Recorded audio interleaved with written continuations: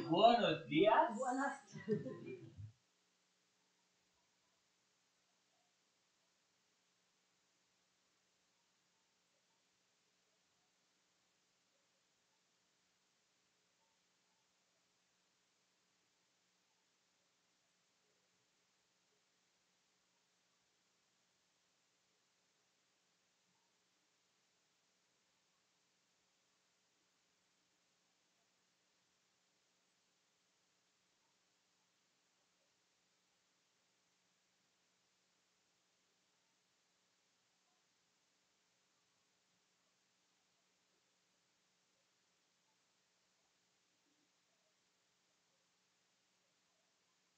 Bon, excusez pour ceux qui sont en ligne. J'étais trop content, moi, là. J'ai oublié d'allumer mon micro. Amen. Vous savez, je dois vous faire une confession. J'ai eu ce message-là cette semaine, au début de la semaine. Et puis, jeudi, j'ai pris le temps, jeudi avant-midi, d'étudier ce passage-là. Pas un grand passage, là, un verset, Jean 13, verset 20. Et puis, au moment que j'ai étudié ce passage-là, c'était clair dans mon cœur, wow, c'est le message de Dieu.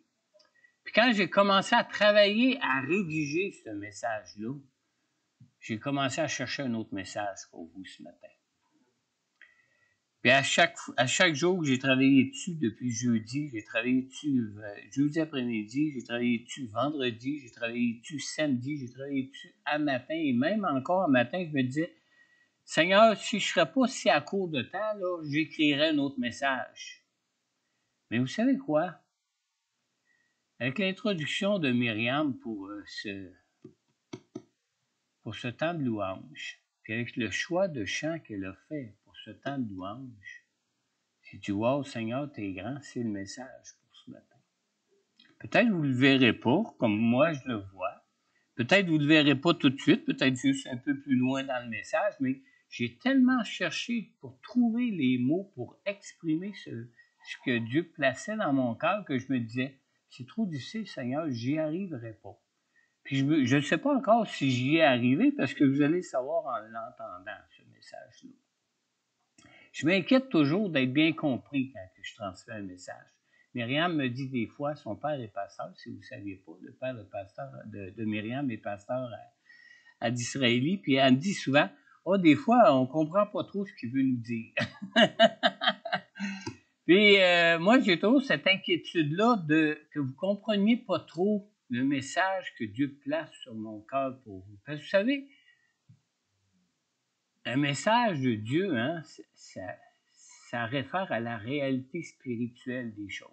Puis c'est pas toujours facile d'exprimer ça en des mots qu'on est habitué d'entendre et de comprendre. Puis je suis encore plus inquiète quand je parle à des gens comme vous qui, pour vous, le français peut être une deuxième ou même une troisième langue. Parce que moi, le français, c'est bien ma langue et ma première langue et je considère que je la maîtrise assez bien.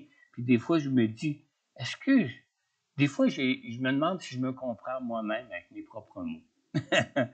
Alors, je souhaite vraiment, et j'ai prié vraiment, que vous soyez bénis ce matin à travers ce message.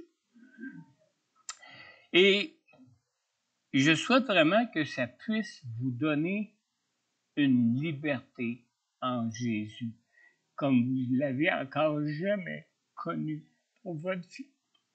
Amen. Amen. Excusez. Toujours aussi broyard. Hein? Merci pour le verre d'eau. Hein? Je sais que la semaine prochaine, je n'ai pas pris le temps d'en prendre une gorgée, mais j'apprécie. On va tourner ensemble dans Jean chapitre 13 au verset 20. Jean chapitre 13, verset 20.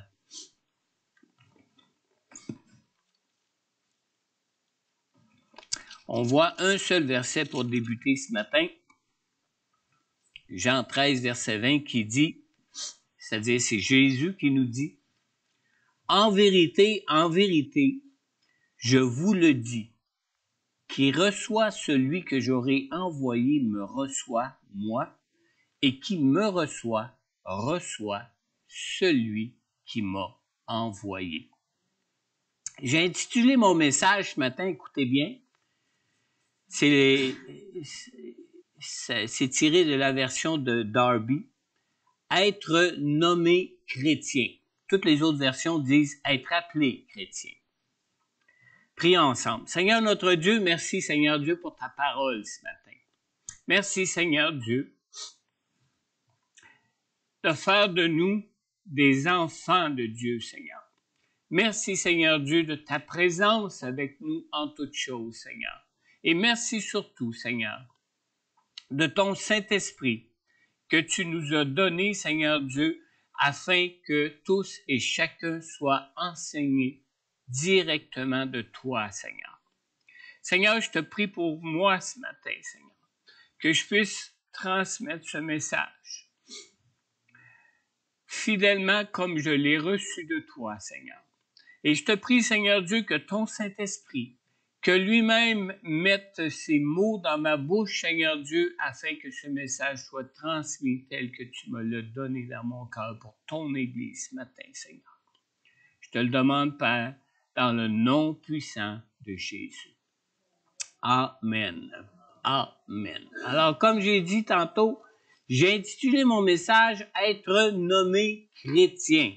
Vous savez que c'est à Antioche que pour la toute première fois, les disciples de Jésus ont été appelés chrétiens, ont été nommés chrétiens. Être appelé chrétien signifie simplement qu'on nous reconnaît à cause de quoi? À cause de notre attachement à Jésus. Être appelé chrétien par les gens de notre entourage ne représente pas nécessairement d'être considéré de manière négative ou méprisante, ou même de manière un peu pour, comment je pourrais bien dire, pour rire de nous.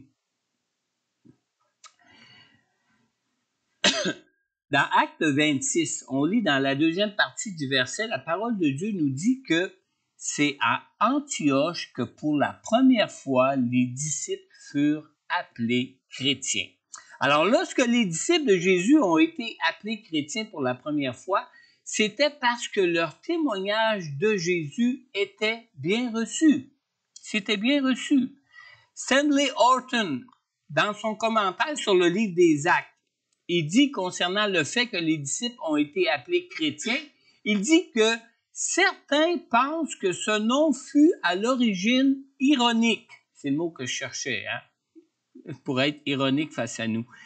Certains pensent que des gens nous appellent chrétiens de façon ironique. Mais il n'y a rien qui prouve que c'était le cas à Antioche quand ils ont été appelés pour la première fois des chrétiens. Vous savez, à l'exception des croyants qui étaient arrivés à Jérusalem, l'Église, qui était une toute nouvelle Église à Antioche, était en grande majorité composée de croyants d'origine païenne et non pas de croyants d'origine de Jérusalem des Juifs. Alors, il est évident qu'on ne pouvait pas donner le nom de Juifs aux croyants qui n'étaient pas d'origine juive. Ceux qui étaient en majorité, en tout cas à Antioche, des païens. Mais rien n'indique non plus qu'on les ait appelés chrétiens dans le but de les mépriser ou de nous moquer d'eux. Rien, pas du tout. À Antioche, les croyants n'ont pas rejeté ce nom qu'on leur donnait qui les identifiait à Jésus. Même eux ont dû être fiers de porter ce nom et de se faire appeler à être des chrétiens. Savez-vous que les soldats romains à cette époque, les soldats romains prenaient souvent le nom de leur général et y ajoutaient le suffixe IEN. En latin, on disait IANI, Christiani. Puis en grec, on disait Ianos, mais ça se ressemblait beaucoup comme nous en français, où ils prenaient le nom de leur général, ajoutaient ce suffixe-là et s'appelaient du nom de leur général. Alors pour les soldats, c'était leur manière de démontrer leur attachement à leur général. Il en était de même envers leur chef, pour ceux aussi qui adhéraient à un parti politique. Hein? Il y en a qui pourraient s'appeler des caquins, il y en a qui pourraient s'appeler des libéraux, il y en a qui pourraient s'appeler... si on adhère vraiment à un chef politique quelconque, comme c'était le cas à l'époque, comme c'était pour les soldats aussi, face au général de leur propre partie de l'armée. Alors, c'est dans cette même optique que les habitants d'Antioche se sont mis à appeler les croyants de la ville des chrétiens. Ils les voyaient comme des gens attachés au Seigneur Jésus, leur Sauveur. Mais en plus, il semble que le témoignage de la bonne nouvelle du salut en Jésus des croyants à l'église d'Antioche était généralement bien reçu même. Si on considère le contexte, on lit dans Acte 11, dans le verset 21, on lit que la main du Seigneur était avec eux et un grand nombre de personnes crurent et se tournèrent vers le Seigneur. Alors, comme pour les soldats romains qui portaient avec fierté le nom de leur général, les croyants d'Antioche ne semblent pas avoir éprouvé aucune honte à être appelés chrétiens. Ils se considéraient eux-mêmes comme des soldats de l'armée du Seigneur. Amen. Au verset 21, qu'on vient de lire dans Acte 11, quand on lit que la main du Seigneur était avec eux et qu'un grand nombre de personnes crurent et se tournèrent vers le Seigneur, il apparaît évident que leur témoignage était confirmé par des signes, des prodiges et des miracles qui devaient venir du Saint-Esprit, venant du Saint-Esprit. Alors, remarquez bien que les croyants entre eux, dans l'Église, quand ils se rencontraient entre eux en privé, les croyants continuaient à s'identifier eux-mêmes comme des disciples de Jésus, comme des frères et des serviteurs de Jésus, comme des enfants de Dieu. Et le terme chrétien ne se trouve que dans deux autres endroits dans le Nouveau Testament. On ne voit pas souvent le terme chrétien est employé dans le Nouveau Testament. Dans le Nouveau Testament, quand on lit la parole de Dieu, on est identifié plutôt comme des frères, comme des serviteurs du Seigneur, on est identifié comme des enfants de Dieu, mais vraiment pas beaucoup comme des chrétiens. Il y a juste deux endroits dans le Nouveau Testament, à part Antioche, où ce que le mot chrétien est employé. On le voit dans Acte 26, dans le verset 28, on lit que le roi Agrippa dit à Paul, « Tu vas bientôt me persuader de devenir chrétien. » Alors ce verset en parle dans le contexte où l'Évangile est témoigné par l'apôtre Paul au roi Agrippa, mais que lui, le roi Agrippa, refuse d'y croire. Alors on comprend clairement ici que même si quelqu'un s'arrête pour écouter notre témoignage, que tous n'accueillent pas Jésus pour autant. Hein? Tous n'accueillent pas Jésus pour autant. Certains même vont prendre le temps de poser des questions, vont prendre le temps de nous écouter, mais ça ne veut pas dire nécessairement qu'ils vont accueillir notre témoignage, comme on le voit ici pour le roi Agrippa, qui dit et qui répond à Paul suite à son témoignage, qui dit « Tu vas bientôt me persuader de devenir chrétien. » On le lit aussi dans 1 Pierre au chapitre 4 et au verset 16. Dans 1 Pierre chapitre 4 verset 16 qui dit « Mais si quelqu'un souffre parce qu'il est chrétien, ça veut dire face à notre témoignage à l'extérieur de l'Église, si quelqu'un souffre parce qu'il est chrétien, qu'il n'en ait pas honte, au contraire, qu'il rende gloire à Dieu dans cette situation. » Alors, ce verset mentionne ici que juste le fait d'être attaché au Seigneur Jésus pour même aller jusqu'à nous, peut aller même jusqu'à nous causer d'être rejetés et même d'éprouver certaines souffrances, particulièrement par rapport à des gens qu'on aime, qui vivent autour de nous dans nos vies.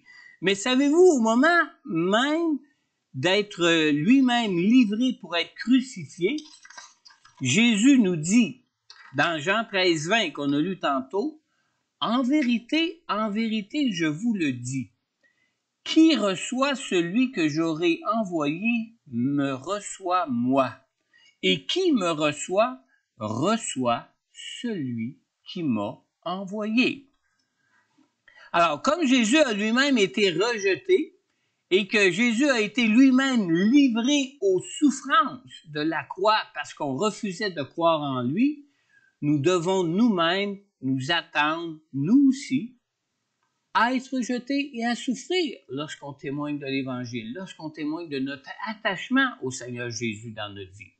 Jésus savait très bien que le fait d'être envoyé par Dieu dans ce monde, qui est un monde en rébellion contre Dieu, ne peut faire autrement que nous causer d'éprouver du rejet et des souffrances.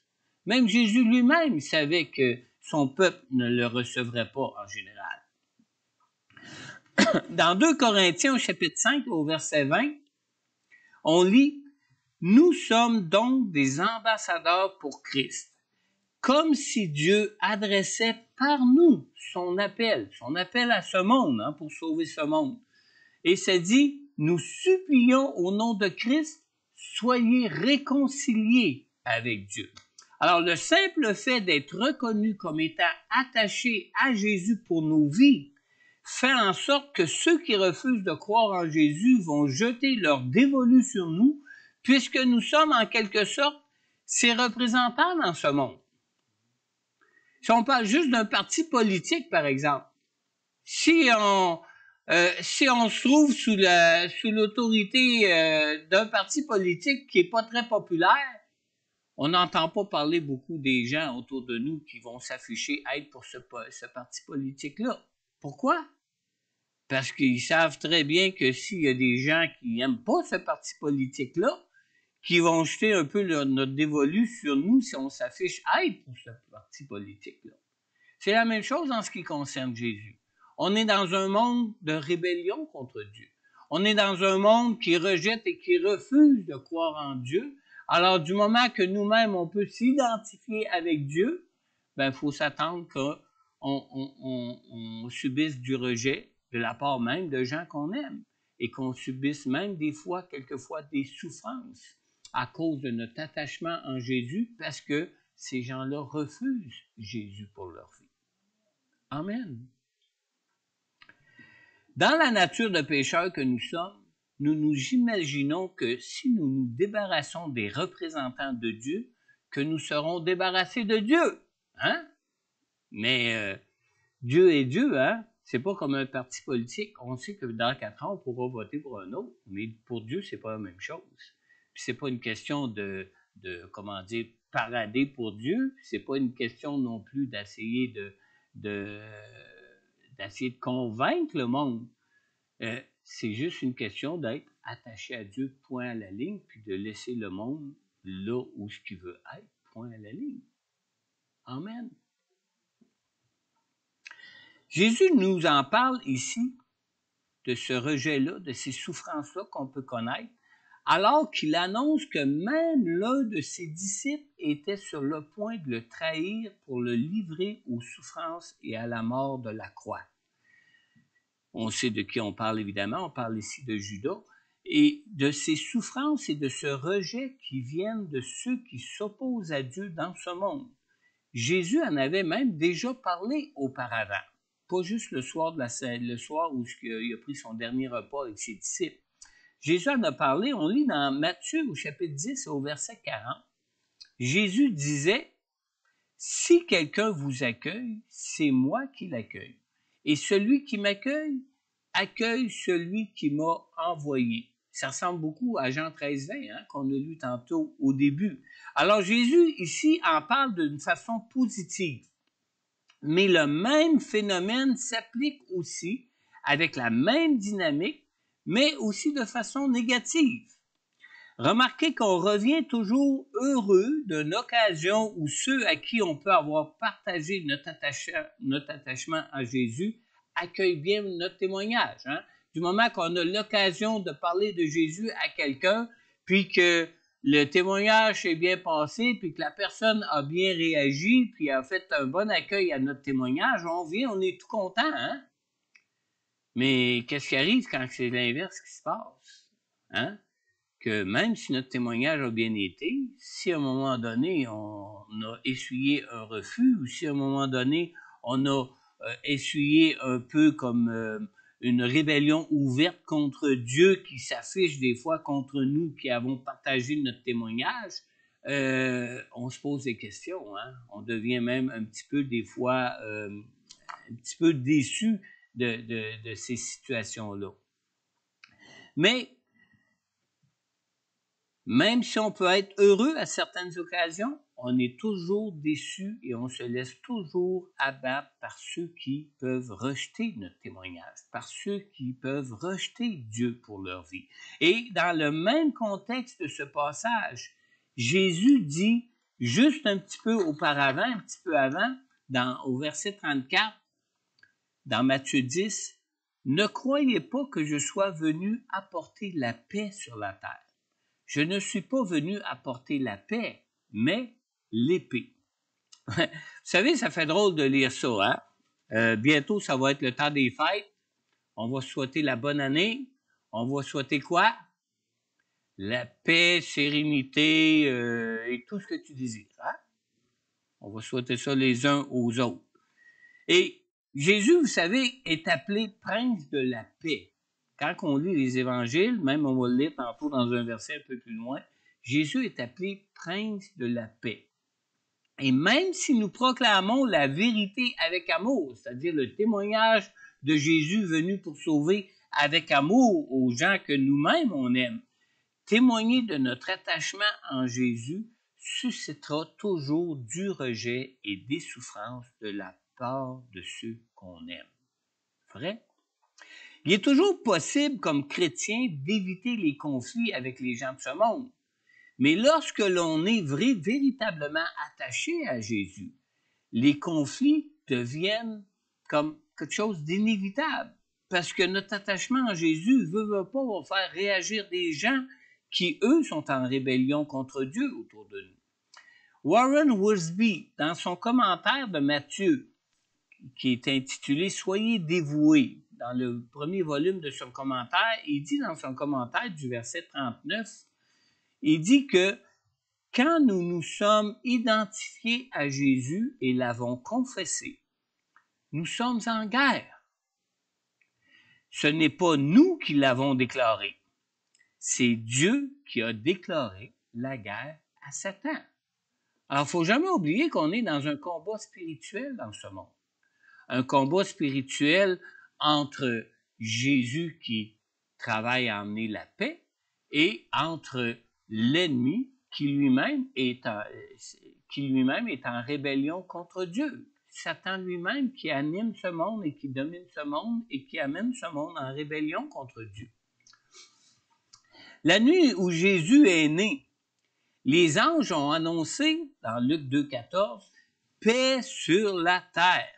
Et ici, dans le verset 34 de Matthieu 10, quand Jésus dit « Je ne suis pas venu apporter la paix, mais l'épée », c'est drôle, hein? Mais Jésus semble s'opposer à cette vérité. Quand Jésus est venu dans ce monde, si en Israël, le peuple de Dieu l'avait accueilli, Jésus leur aurait donné la paix. Mais puisque le peuple l'a rejeté, qu'est-ce qu'Israël ont connu? Ont connu l'épée. Ont non seulement juste connu l'épée, ils ont même perdu tout leur héritage, le temple a été détruit, le pays, ils ont perdu même leur pays. Israël est redevenu un pays seulement qu'en 1948 de notre époque. Ils ont tout perdu. Pourquoi? Parce qu'ils ont rejeté la paix que Jésus était venu pour leur apporter pour leur vie. Alors Jésus est venu pour réconcilier les pécheurs de ce monde avec Dieu, mais avec Dieu qui est dans le ciel. Et par ses souffrances et son sang versé à la croix, les hommes peuvent maintenant être réconciliés avec Dieu, faire cette paix et connaître cette paix de Dieu dans leur vie. Alors jusqu'à maintenant, au lieu d'avoir la paix sur terre, il y a paix dans le ciel, mais seulement pour ceux qui ont accueilli la grâce de Dieu qui nous est offerte en Jésus. Écoutez bien ce que nous lisons dans Luc au chapitre 19, dans le verset 37 jusqu'à 40, deuxième partie du verset 37 jusqu'à 40.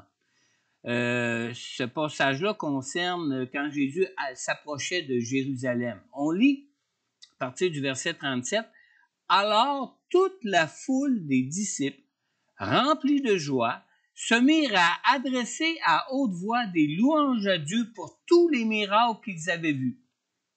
Il disait, « Béni soit le roi qui vient au nom du Seigneur », en parlant de Jésus, évidemment. Et il disait, « Paix dans le ciel et gloire dans les lieux très hauts ». Et évidemment, ça a fait une paix vraiment dans le ciel et dans les lieux très hauts, mais pas plus, hein? Parce qu'on lit au verset 39, « Du milieu de la foule, quelques pharisiens dirent à Jésus, « Maître, reprends tes disciples. » Il répondit, « Je vous le dis, si eux se taisent, les pierres crieront. » Amen.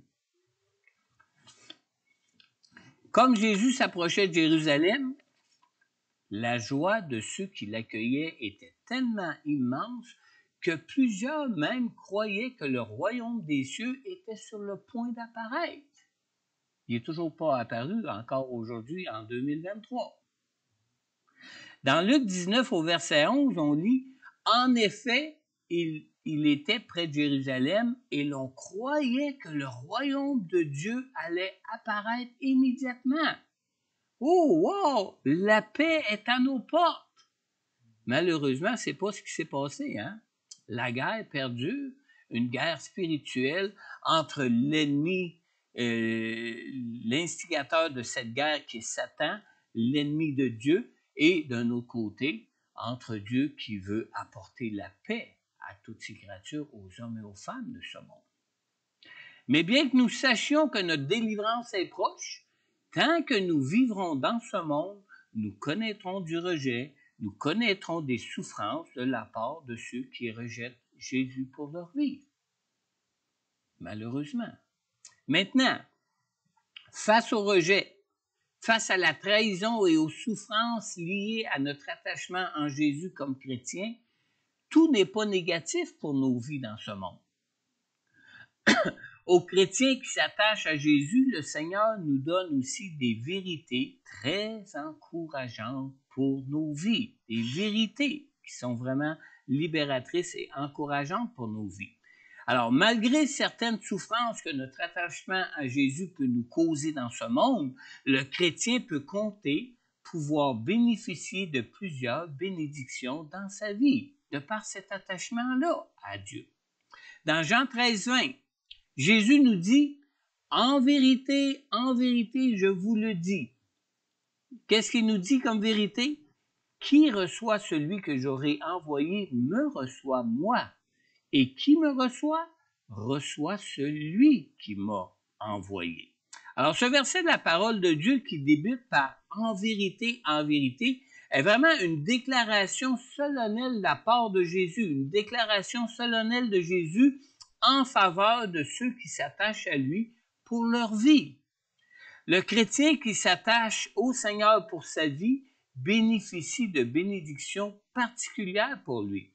Jésus, il venait de dire dans le verset 16, toujours dans Jean 13, un petit peu auparavant, là, on se souvient qu'on est au moment du dernier repas du Seigneur Jésus avec ses disciples avant qu'il soit livré pour être crucifié.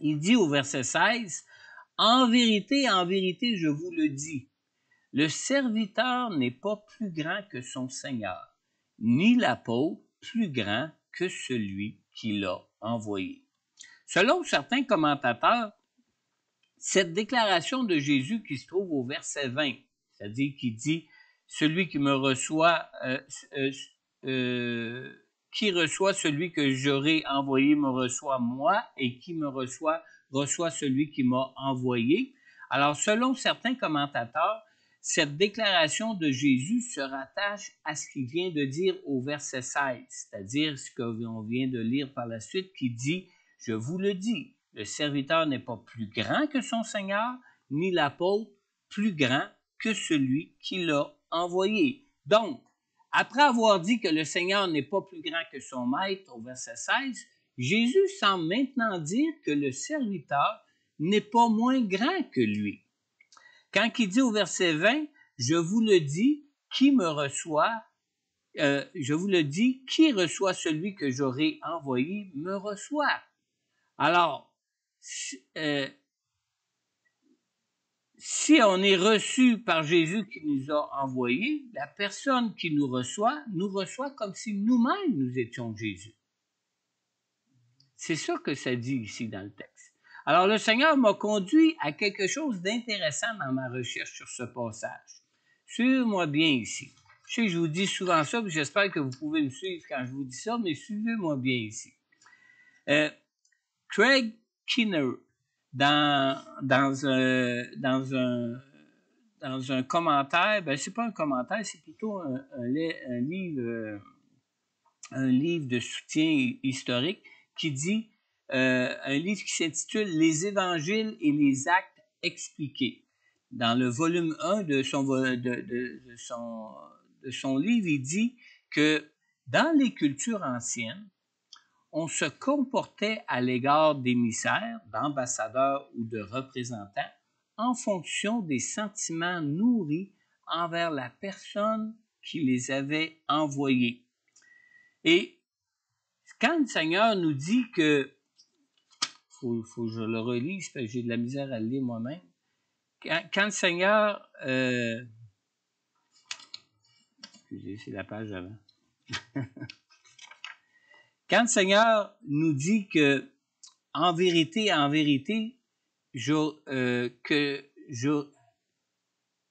qui reçoit celui que j'aurai envoyé me reçoit moi, ça réfère directement à ça.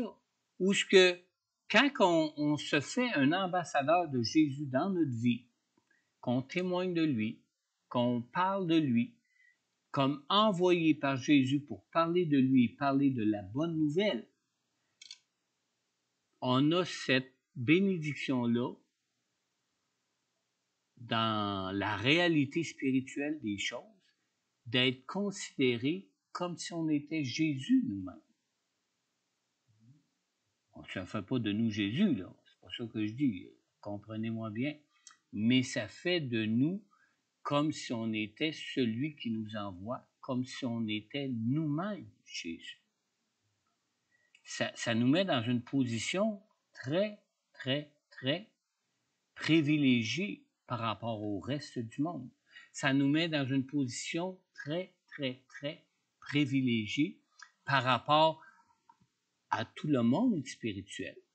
Parce que vous savez que la parole de Dieu nous répète à tout moment que le combat que nous avons amené dans nos vies ici-bas est un combat spirituel, qu'il faut savoir combattre le bon combat de la foi et ne pas oublier que ce n'est pas contre la chair et les hommes qu'on se bat, mais contre les autorités dans les lieux célestes.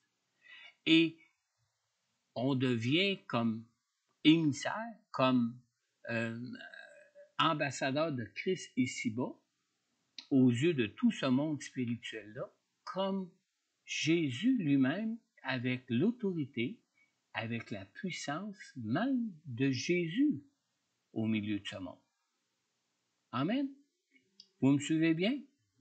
C'est ce que la parole de Dieu veut dire ici. Maintenant, il faut que je revienne où ce que j'étais dans mes notes.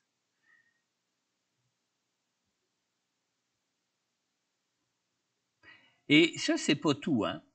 Lorsque Jésus nous dit aussi au verset 20 que « Et qui me reçoit, reçoit celui qui m'a envoyé », Jésus nous dit ici que lorsque nous recevons Jésus, lui-même est élevé au rang même de Dieu. Vous connaissez l'histoire de la transfiguration, la montagne de la transfiguration, où ce que Jésus a pris avec lui Pierre, Jacques et Jean, pour monter sur la montagne de la transfiguration.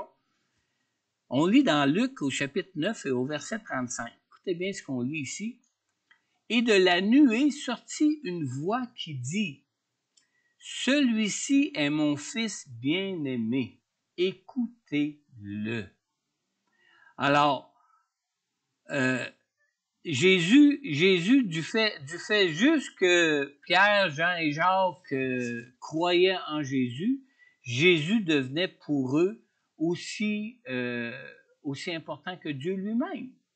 Écoutez-le, que dit Dieu, parce que Jésus était son fils bien-aimé. Alors, on voit le côté pratique de cette déclaration de Jésus lorsqu'on ouvre la bouche pour Jésus dans ce monde ici-bas, en tant qu'ambassadeur. dans l'aspect spirituel de nos vies, nous avons et nous devenons avec la même importance que Jésus lui-même. Amen. Alors, le croyant qui reçoit Jésus doit donc être surpris.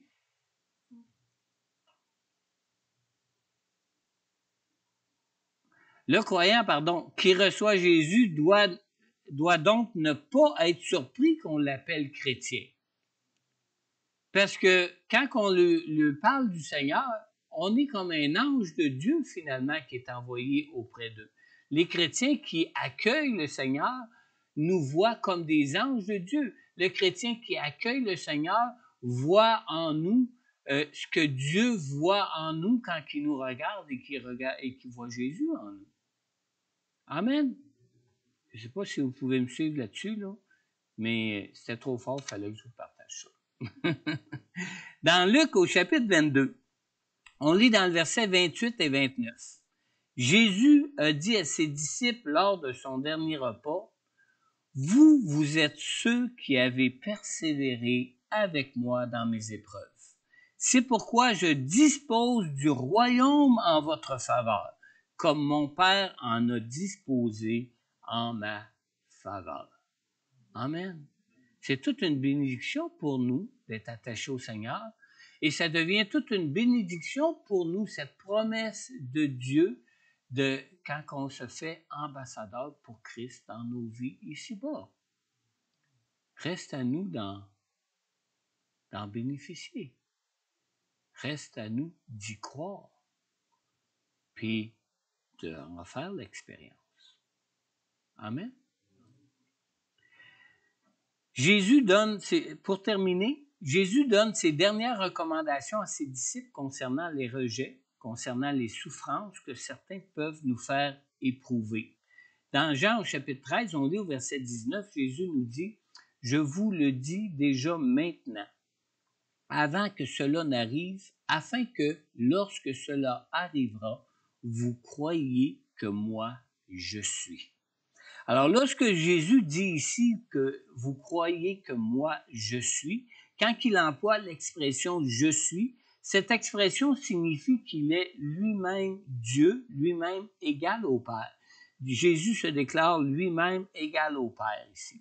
Alors, c'est la même expression que lorsque Dieu s'était révélé à Moïse au buisson ardent, qu'il avait dit à Moïse, il s'était fait connaître à Moïse en disant « je suis ».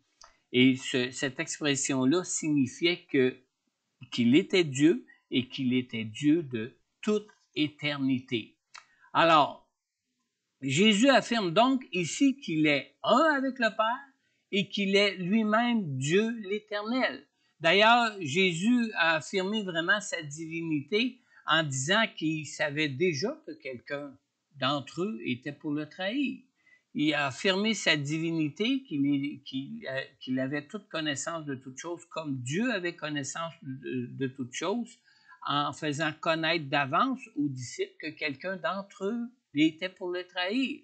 Et il lui dit ainsi, vous ne serez pas surpris, car vous saurez à ce moment-là que moi je suis Dieu. Dans Jean 1:1, l'apôtre Jean commence son évangile même en disant « Au commencement, la parole existait déjà. La parole était avec Dieu et la parole était Dieu. » De qui on parle ici quand on parle de la parole dans le début de l'évangile de Jean? On parle de Jésus, qui est la parole qui s'est faite chair, qui est venu habiter parmi nous, qui est venu révéler le Père qui était dans les cieux. Alors, on ne peut pas se considérer être un vrai chrétien si on ne croit pas à la divinité de Jésus comme étant égal au Père.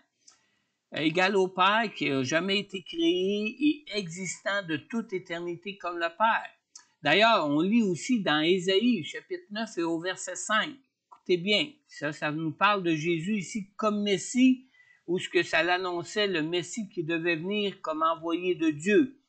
Ésaïe 9,5 nous dit, en effet, un enfant nous est né, un fils nous a été donné, et la souveraineté reposera sur son épaule. On l'appellera merveilleux conseiller, Dieu puissant, Père éternel. Alors, s'il y en a qui vous dit que Jésus ne peut pas être égal au Père, emmenez-le à ce verset-là. La parole de Dieu qui déclare que Jésus lui-même serait appelé Père éternel et finalement même Prince de la paix. Alors, pour être chrétien et être appelé chrétien, la foi seule en Dieu, ça ne suffit pas. Vous savez, la foi en Dieu, les Juifs aussi l'avaient. Les pharisiens aussi l'avaient. La foi en Dieu ne suffit pas. Dans Jean 14, au verset 1, Jésus précise même, il dit que votre cœur ne se trouble pas. Croyez en Dieu, croyez aussi en moi. Alors, il nous demande de croire au Père, mais de croire aussi en lui. Pourquoi croire en lui? Parce que lui-même aussi est Dieu. Et du moment qu'on se fait un ambassadeur pour Christ, on a la même autorité que lui. On a les mêmes prérogatives que lui aux yeux de toute cette réalité spirituelle de ce monde, qui entend nos témoignages, qui assiste à nos témoignages et qui assiste même aux réunions d'église et découvre la gloire de Dieu, l'infinie grandeur et grâce de Dieu envers nous. Amen. Amen.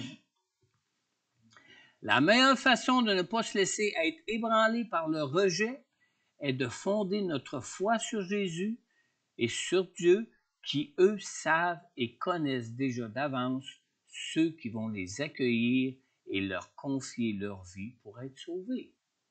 Amen. Alors que nous parlons de croire en Dieu, alors que nous parlons de croire en Jésus pour être sauvé, as-tu déjà mis ta foi en Jésus pour être sauvé et pour être réconcilié avec le Père qui, lui, est dans les cieux? Dans Apocalypse 3:20, Jésus te dit ce matin, « Voici, je me tiens à la porte et je frappe. Si quelqu'un entend ma voix et ouvre la porte, j'entrerai chez lui, je souperai avec lui et lui avec moi. » Alors ce matin, si tu veux inviter Jésus à venir dans ton cœur, il se tient à la porte de ton cœur et il attend que tu l'invites à prendre la place qui lui revient dans ta vie. Alors, si tu reconnais dans ton cœur que tu es un pécheur, si tu reconnais que tu as besoin de Jésus comme sauveur pour être pardonné de tes péchés ce matin, je t'invite à mettre ta foi en Jésus pour lui confier ton cœur. Je t'invite à accepter la grâce de son pardon qu'il a accompli à la croix pour toi. Alors, pour le recevoir comme sauveur et Seigneur dans ta vie, tu as simplement qu'à lui adresser cette prière de façon sincère dans ton cœur. Simplement répéter cette prière de façon sincère dans ton cœur après moi. Père céleste, je crois que tu as envoyé Jésus pour porter à la croix à ma place ta juste condamnation pour mes péchés. Je reconnais que je suis pécheur, Père, et je reconnais que j'ai besoin de ton pardon pour être purifié de tous mes péchés. Seigneur Jésus, je t'ouvre maintenant tout mon cœur. Et je te prie, Seigneur, d'entrer dans mon cœur. Et merci de ton sang versé à la croix pour moi, pour être purifié de tous mes péchés. Et je te remercie, Père, d'avoir envoyé Jésus dans ton amour pour moi. Amen. Alors ce matin, si présentement tu écoutes ce message et que tu as adressé cette prière à Dieu pour accepter Jésus comme Sauveur et Seigneur de ta vie pour la toute première fois, n'hésite pas à prendre contact avec moi. En retour, je pourrais prier pour toi personnellement, je pourrais répondre à toutes tes questions sur Jésus et sur la purification de tes péchés pour ta vie pour être sauvé. Aussi, si peut-être tu es de ceux ou de celles qui avaient déjà fait cette prière auparavant dans votre vie, mais que ce matin, peut-être tu réalises que le Seigneur t'appelle à t'attacher encore plus pleinement à lui dans ta vie maintenant. Alors, je t'invite donc ce matin à te tourner vers le Seigneur, à lui confesser ton désir de le servir dans ta vie.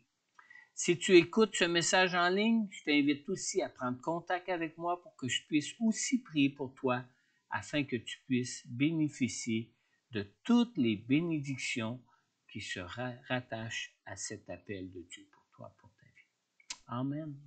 Amen. Je vais inviter Myriam à nous conduire dans un ou deux derniers chants de louange pour qu'on puisse encore entrer dans cette présence de Dieu comme ce temps de louange que nous avons eu ce matin au début. Et puis, si durant ce temps de louange, vous ressentez un besoin de vous rapprocher de Dieu pour vos vies, je parle à ceux qui sont ici maintenant, simplement vous avancez en avant, j'aimerais prendre le temps de prier pour vous. Peut-être aussi vous êtes un de ceux qui avaient fait cette prière pour la première fois ce matin dans votre vie, de confier votre vie au Seigneur pour être sauvé, pour être pardonné de tous vos péchés. Approchez-vous aussi, j'aimerais prendre le temps de prier pour vous ce matin. Ou peut-être vous avez tout simplement une requête de prière que vous aimeriez adresser au Seigneur pour votre vie présentement, quel que soit le sujet. N'hésitez pas à vous avancer.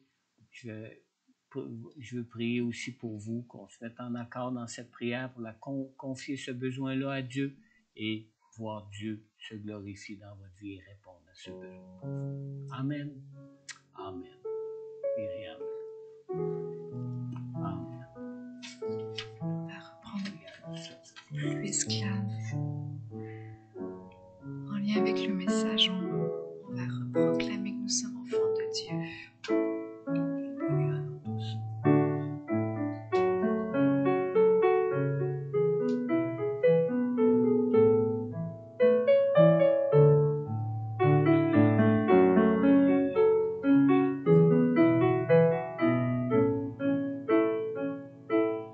Tu m'as ébloui par tes mélodies, tu m'entoures d'un chant d'amour,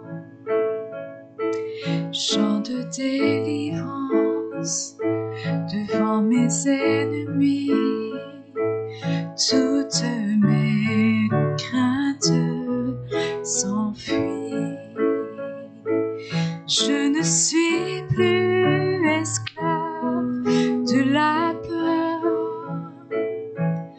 je suis enfant de Dieu. Je ne suis plus esclave de la peur, je suis enfant de Dieu.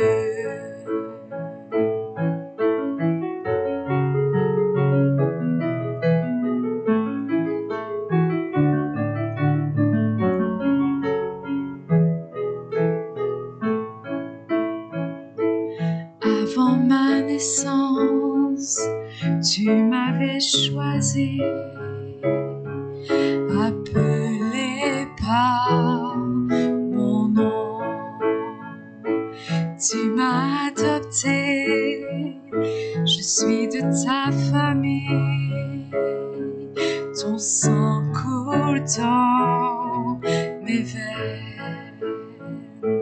Je ne suis plus esclave de la peur, je suis enfant de Dieu. Je ne suis plus esclave de la peur, je suis enfant de Dieu.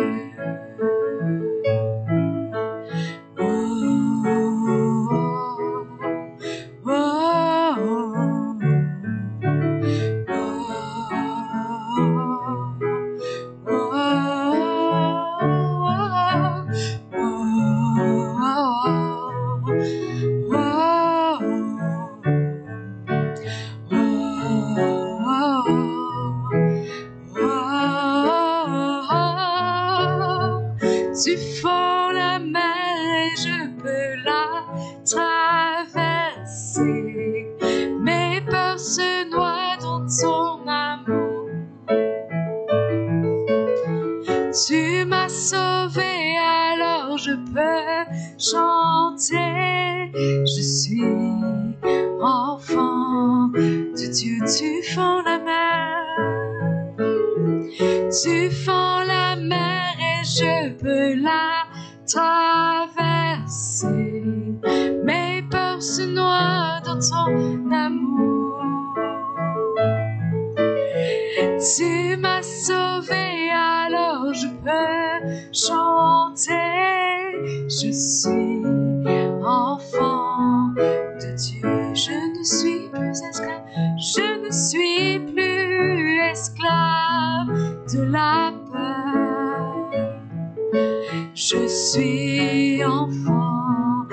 Dieu.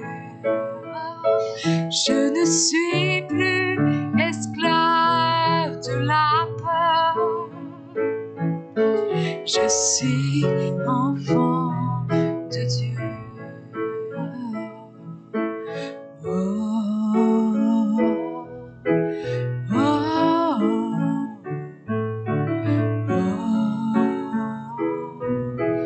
oh. Je suis enfant de Dieu. Je suis enfant de Dieu. Oui, je suis enfant de Dieu.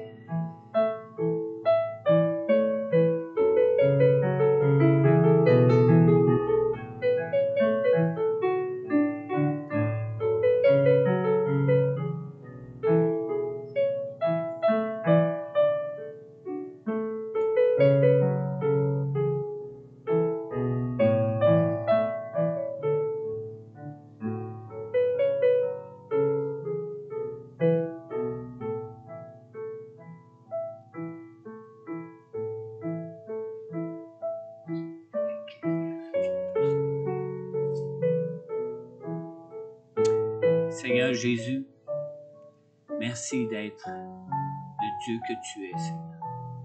Merci d'être le Dieu qui a été victorieux, Seigneur. Victorieux sur ce monde, victorieux sur notre chair, Seigneur. Victorieux sur l'ennemi de nos âmes, Seigneur. Victorieux en tout point, Seigneur. Merci, Seigneur Jésus, de cette grâce d'être venu, Seigneur Dieu, nous rendre vainqueurs nous-mêmes, Seigneur, dans cette vie pour servir à ta gloire, Seigneur. Et merci, Père, d'avoir ressuscité Jésus d'entre les morts, Seigneur Dieu, afin qu'il soit vivant pour intercéder pour nous auprès de toi dans les cieux, Seigneur. Seigneur, je te prie, ô Dieu, que on puisse goûter à cette victoire de Jésus qui est maintenant ressuscité et vivant, Seigneur, pour intercéder pour nous, afin que nous puissions pleinement être tes enfants dans ce monde ici-bas, afin que nous puissions pleinement, jour après jour, Seigneur Dieu Tout-Puissant, être changés et être transformés à ton image, Seigneur Dieu, pour être ambassadeur pour toi dans ce monde ici-bas, Seigneur. Donne-nous cette grâce, Seigneur, de connaître, Seigneur Dieu, cette expérience d'être rempli de ton esprit pour être porté par toi, quelles que soient les situations, les circonstances, Seigneur. Donne-nous cette grâce, Seigneur, d'expérimenter, Seigneur Dieu, cette même puissance, Seigneur Dieu, que Jésus a expérimenté dans sa vie ici-bas, cette même puissance que Jésus a expérimenté pour sa résurrection des morts, Seigneur, cette même puissance que tu as rendue disponible pour nous dans nos vies maintenant par ton Saint-Esprit, Seigneur. Je te le demande, Père, dans le nom puissant de Jésus, Père. Amen. Soyez comblés, soyez bénis en Jésus. N'oubliez pas, notre force est en lui. Amen.